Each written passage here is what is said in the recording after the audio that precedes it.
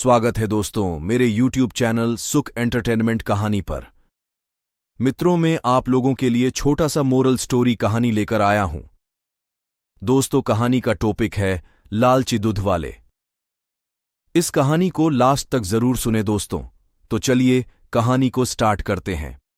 एक समय की बात है, एक छोटे से गांव में रवि नाम का एक दूध वाला रहता था। वह अपने लालची स्वभाव के लिए जाना जाता था।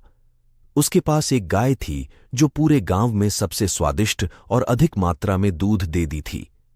हर सुबह वह दूध निकालता और गांव के लोगों तक पहुंचाता था। एक दिन रवि को यह एहसास हुआ कि गांव वालों को उसके गाय का दूध बहुत पसंद आ रहा है। इस बात से उसे बहुत खुशी होती है और उसके लालची दिमाग में एक उपाय आता है।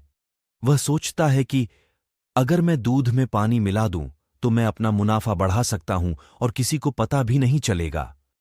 उस दिन के बाद से रवि गांव वालों को दूध पहुंचाने से पहले उसमें पानी मिला देता था।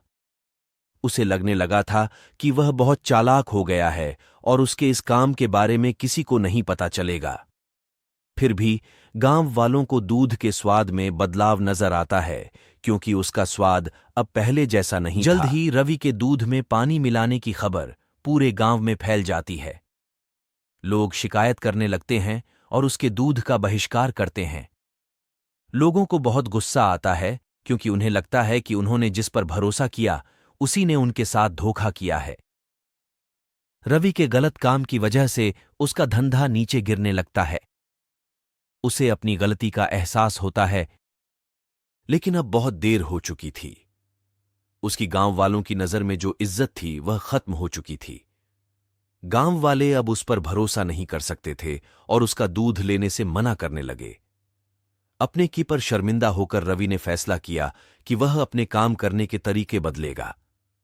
उसने कसम खा ली कि वह एक ईमानदार व्यापारी बनेगा और गांव वालों का भरोसा वापस जीतेगा। रवि ने फिर से गांव वालों को शुद्ध और बिना मिलावट के दूध देना शुरू कर दिया। धीरे धीरे गांव वालों को रवि के काम करने के तरीके में बदलाव नजर आया और उसकी तारीफ करने लगे।